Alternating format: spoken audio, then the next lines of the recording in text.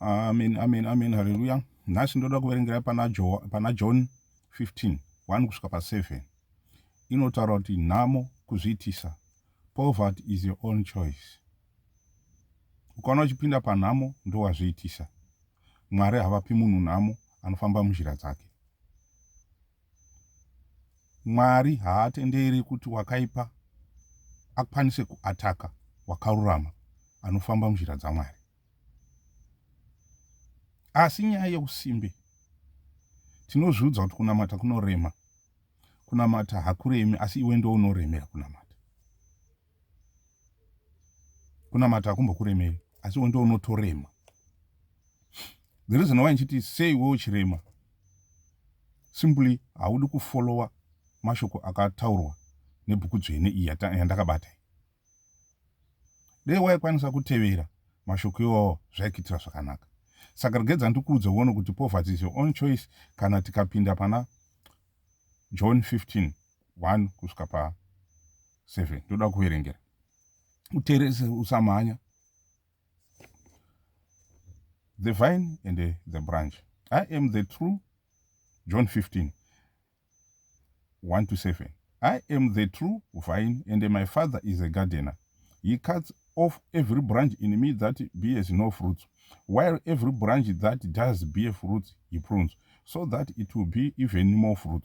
You are already clean because of the word I have spoken to you. Remain in me as I also remain in you.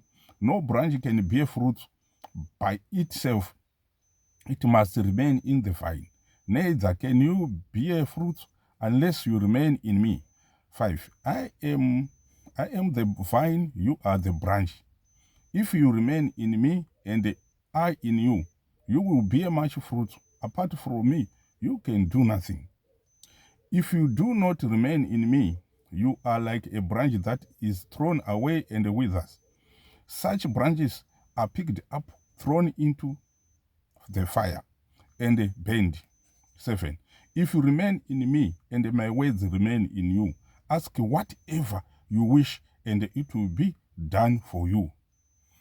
Ask whatever you wish and it will be done for you. It will be done for you. Saka nama hakusi kuzviitisa rina hama dzangu. Chero ukapikisa chero kadini, Bhaibheri rinongonitaurira raMwari, shoko raMwari rinongonitaurira kuti nhamo kuzviitisa. Ukaenda pana Zvirevo 6:6 inongotaura kuti simbe inotukwa. Vamwe vanoenda kumunda, iwe unoenda kudoro. Vamwe vanoenda kugadheni, iwe unoenda kumahure. Uri shasha yekuzikanwa kunzi unochinjanisa vakadzi. Uyo anoenda kugadheni kana akukohwa, unomutaura kuti aita chikwambu. Anoenda kumunda achikohwa, unomutaura kuti aita chikwambu. Hanzi munhu ucharya zveziya rako. Iwe ziya rako kwarukurisa hakusiriko. Ndopo unozoona kuti vamwe vakudhiraivha mazimota akakura. Godo robva rakuti ta. Nokuti kwaunopedzera ziya rako hakuzivi. Unopedzera ziya rako kumukadzi womumwe, unopedzera ziya rako kuvakadzi venyika ino, kupfambidza nyika ino. Ndokunopedzera ziya rako. Vamwe vachipedzera ziya ravo pazvinhu zvakanaka, vachinamata kuna Mwari. Apart from Jesus Christ, hauna chaunobuda nacho hama yangu. Handiti, hapana chaunobuda nacho. Musazvinyebera zvenyu kuti kunamata hakuna unogona, kunamata hakuna unogona, muchitadza nehuni, nokuti hakuna unogona. Dei pasina unogona paizowanikwa anopinda mudenga. Vanotoshinga, havagoni 100%, asi vanotoshingaira because panyika pacho hapana unogona, asi kutoshingaira ikoko ndokugona.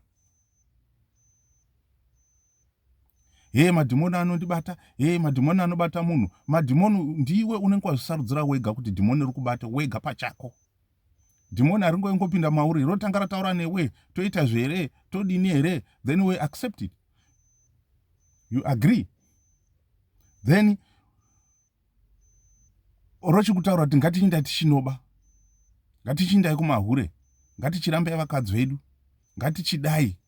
Iwo rinokupa zvinhu zvinoita sokuti zvinotapira. Kana gozho richida kubatwa rinopuwa zvinzungu-nzungu nezvidovi-dovi kuti riswedere padhuze rinatso kubatwa. Asi ukatona negozho chairo chairoka rinototanga kutofunga risati rasvika pamuteyo, rotanga kudzokera kumashure, rigoenda kumberi, rigotenderera, rigodini, rinenge richimboningirika, richimboongorora kuda kuona kuti investigate kuona kuti zvakamira sei. Gozho chairo chairo risina pfungwa dzakakwana sedzako. Hanzi mhepo dzinombata haana. Iwe shamwari, kune vanhu vanopenga vakarashika njere, handingati vanopenga, vanorwa varwere venjere, vakarashika njere. Hauna mbomuona murwere wenjere akagarira moto, zivivi remoto akagarirapo kudai nokuti akarashika njere, anotoziva kuti moto unopisa, asi akatorashika njere. Wati mwoyo usati warashika njere dzako fu dzichipo dzakakwana, but unoramba kunamata Mwari. Poverty is your own choice. Bhuku rataura handisini zvazviri kubva mandiri, tanhamo ndiwe unenge uchida.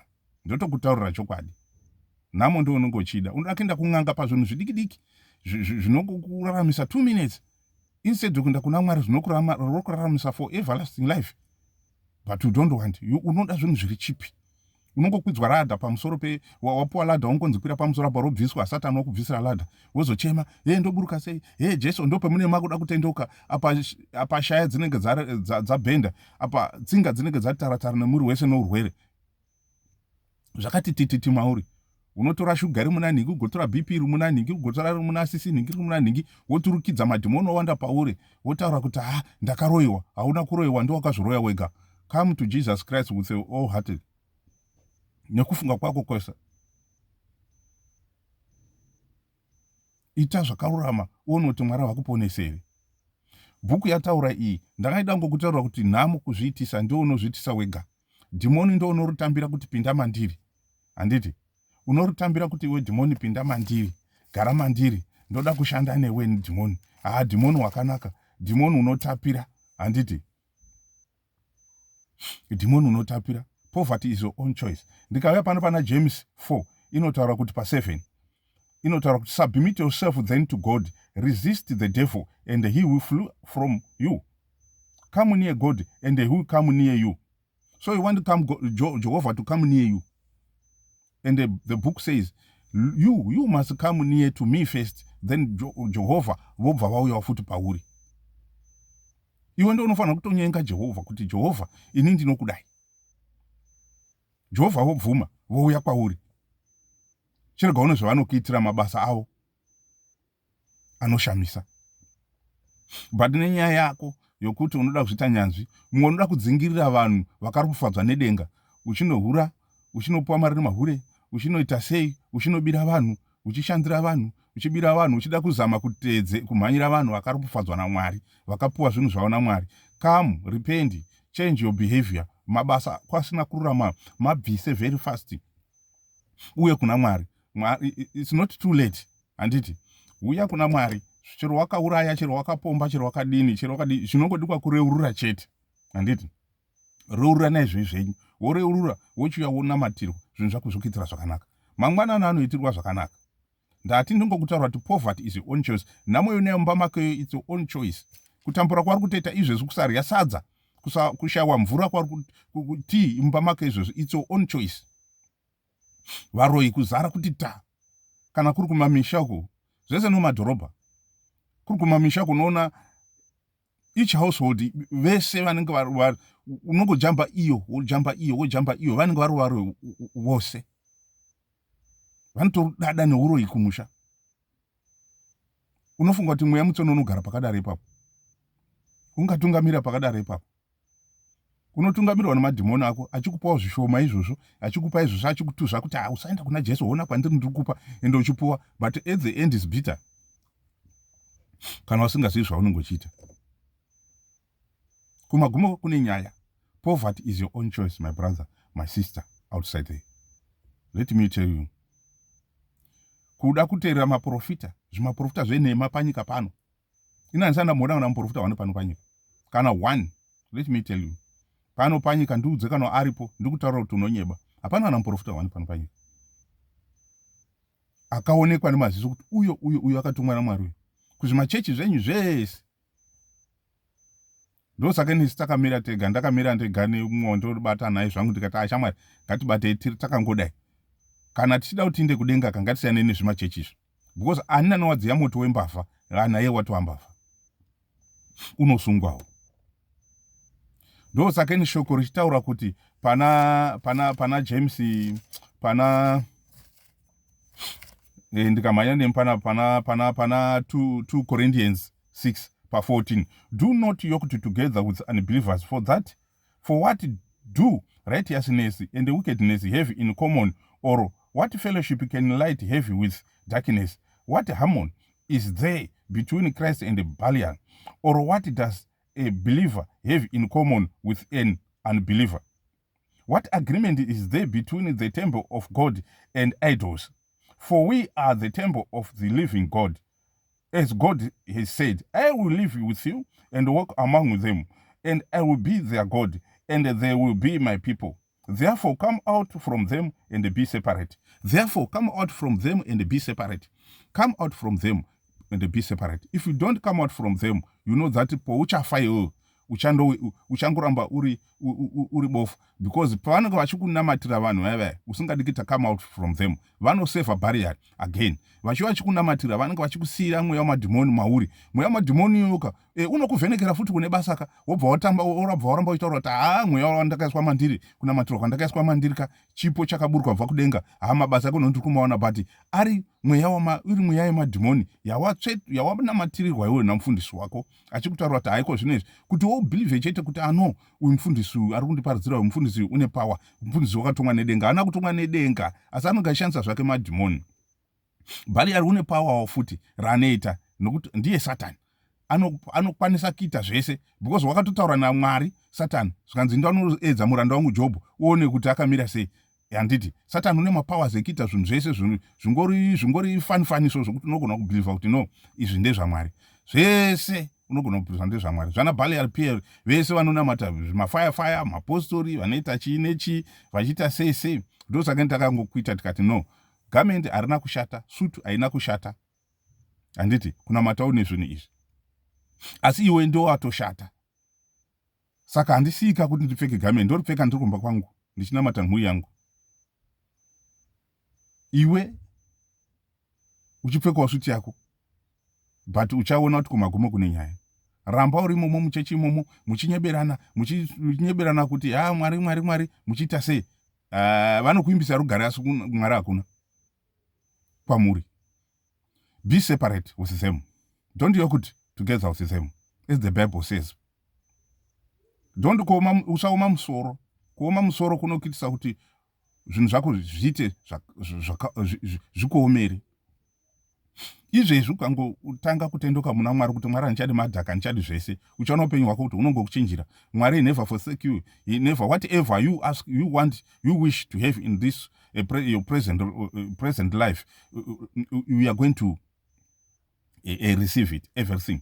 But iwe ndo unongo wazviita wemene kukumbira kuna Mwari, Mwari nditungamirei, ndauya nomwoyo wose kwamuri, handichadi kuteera kusungwa pamwe chete navanyengeri. Kusungwa nevanyengeri, mazinyengeri anoti mazifundisa ako anenge achienda kupombwe, achienda kumushonga, achienda kunana Ghana, achienda kupi kunana Nigeria, achinopuwa mushonga, achienda muZimbabwe imomo kunana Chipinge, imomo muHarare mune n'anga dzedzirimo vamwe vachipuwa vachiita sei, vachinzi itai so. Vachandoda kudzwa chere mmeni ikatumwa uri waMwari, hakuna zvainoita. Chere chikwambo chikatumwa kwauri uri muna Mwari, hakuna zvachinoita. Don't worry kuti chikwambo chiya chikazouya ndichaita sei, ndichaita sei. No, believe. Mira uri muna Mwari. Handiti ramba uri muna Mwari, zvinhu zvako zvokuita zvakanaka. Saka bhuku yandandikutaura enda achiti poverty is your own choice. You know, bhuku panapa inotaura apart from me you cannot do anything. Handiti apart from Jesus Christ you can't do anything. Handiti I am the vine, you are the branch. If you remain in me and I in you, you will bear much fruit. Apart from me, you can do nothing. Apart from me, you can do nothing. Jesu Kristu wataura chokwadi kuti apart from him, you can do nothing. Apart from Jesus Christ, you can do nothing. Saka iwe unoda kuti yoke together with unbelievers, kuti barrier na Jesu Kristu muri muchechi mumwe chete, zvina basa tonozviona kumberi, tozonodi kumberi kokuita sei. Hakuna mweya mutsvene unogara pamadhimoni. mufundisi wako kana bishop wako achitoita zvechihuri achiita zvechin'anga chitoziva kuti hapana kana mweya mutsvene kana wani. Vese munoti kirikirikiri mumachechi mutaura ndimi makasangana nevanhu ivavo, we are liars. Mune zvimwe zvimaspirituwo futi zvinohaidha zvisingadi kuonekwa kunzi muri waSatani. Pane zvimwe zvimaspiritu zviripo zvinongovharavhara so zvokuti musaonekwa kunzi muri waSatani. Come out from those charlatans very quickly. Don't delay. Delay is dangerous. Handiti ndikada kuinda nemi kune imwe bhuku panapa yakanaka, bhuku chaiyo imwe iri kuna Ezra 8. Muchada kuona kutoti nhamo iya yakuzviitisa. Nhamo yakuzviitisa. Nhamo yakuzviitisa. Saka ndoda kuti ugare pauri papo uzvibvunze kuti zviri kutaura murume uyu akazviwanepi, zviri kutaura murume uyu ichokwadi here, asi uchazozviona kuti chi ichokwadi zvandiri kutaura izvi. Uchazozviona kuti ichokwadi zvandiri kutaura izvi. Handisi kunyeba, handisi kuda kungokufadza nenhema kuti ugozoti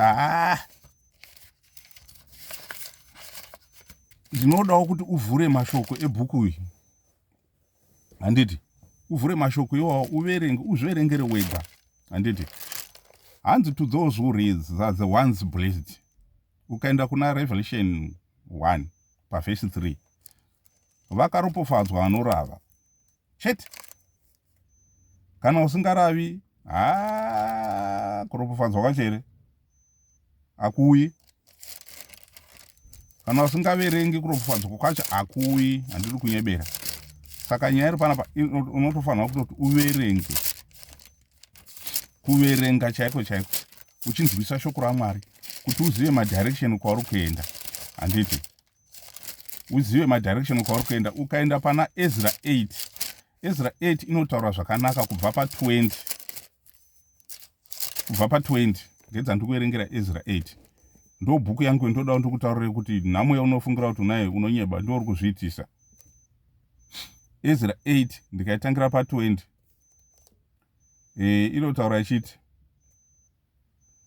men they all brought 220 of temple servants aboard that David and the official had established to assist the Levites. All were registered by name. There, 21, there by the Ahava Canal, I proclaimed a fast so that we might humble ourselves before our God and ask him for a safe journey for us and our children with all our possession. I was ashamed to ask the king for soldiers and horsemen to protect us from enemies on the road, because we had told the king, the gracious hand of our God is on everyone who looks to him, but his great anger is against all who forsake him. Hasha dzose dzaMwari dziri pane dzinowira kuna avo vanotiza Mwari. Asi kune vose vanomuda Mwari, Mwari havambofi akavasiya. Handakatya kuti ndaida kufamba rwendo, ndaona rwendo rwondofamba musango mandaida kunofamba maine zvikara zvinoparadza mhandu nechi. Saka ndaigara ndichitaura kuna mambo kuti isi tinoimba naMwari, nokuti Mwari unoda vanhu vese. Mwari wedu unotitungamirira, unogara nesu, unoita zvakadini. Hino ndakazoti ndakuda kuchenda manje kunokurosa sangu rere. Ndakarurwa nehana ndikati hino ndodini. Handakasvoda kuti ndoenda here kuna mambo ndinomukumbira kuti ndokumbira masoja aya indayambomuudza kuti no, isi tinoimba naMwari. Kana uchiimba naMwari mira naMwari.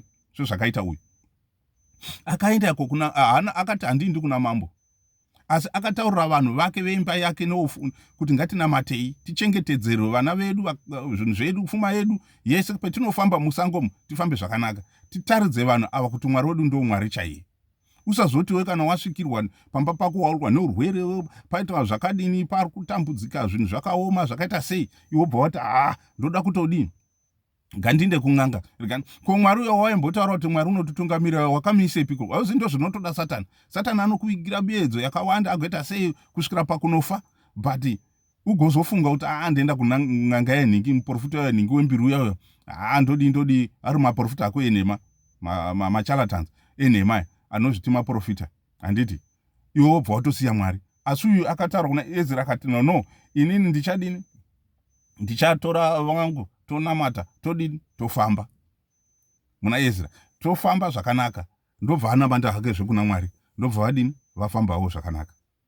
Haana kutya kuti urwere zvawapinda umba, zvino zvendoda kurosa sangere, mune vanhu vanoroya, mune vanhu vane zvitsinga, hino ndonopinda sei? Saka ndotokumbira mambo kuti kune n'anga here anoziva ititungamirewo, tione kuti tofamba sei. Iwe poverty is your own choice. Uri kuzviisira nhamo mumba mako. The more unongoda unotsvaka izvozvo, wasiya Mwari, wakuimba nemunhu. Saka usaimba nemunhu, iwe ramba uchingoimba naMwari. Famba uri muna Mwari chete. Mabhuku ese andataura ndichimanya aya, ndati kuti iwe uite umbowana chouviri, kuti ugomateedza, ugoramba uchimaverenga, uone kuti nhamo yeunosangana naye hakusi kuzvidira here. Kuzvidira. Ndotokutaurira, kuzvidira. Hakuna kana chitsotsi ipapa. Mwari vanogona, Jesu vanotipa miedzi isusu maKristu yatinokunda. Vanonamata Mweya nomuzokwadi, tinopuwa miedzi yatinokwanisa kukunda isu. Hatipuwi yatisingakwanisi. Ukatoona watokonewa kukunda miedzi yeziva kutoti hausi waMwari. Hausi waMwari. Ukaona waikonewa miedzi yeziva kutoti hausati wasvika pana Mwari. Hausati wasanangurwa. Unofanira kukunda miedzo. Kwete kuti vakasvika vakashama, vakazodai ndikazokundwa nemiedzo. Hakuna zvinhu zvakadaro. Unongochitonyeba. Hakuna zvinhu zvakadaro. Chero munhu akakuwira pakashama, Mwari vanokubvisa pamiedzo. Ukatopunyuka zvinhu zvako zvikatokuitira zvakanaka. Saka Mwari havasiyi vanhu vavo.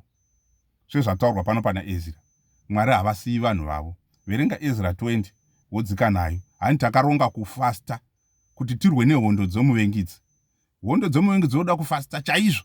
Musambozvidzora mumasoro nokunamata. Muchifasta muchiita mabasa akanaka. Ukafasta usina mabasa akanaka, you are wasting your time. Tanga wafasta pachihure chako. Handiti paupombwe hwako, fasta ipapapo wobva paupombwe wozoya kufasta pazvinhu pana Mwari.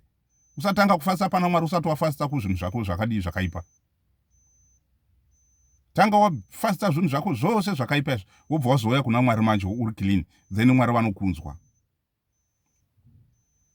Ndinotenda namashoko evanoteerera, Mwari vakuitire zvakanaka. Haleluya, amen.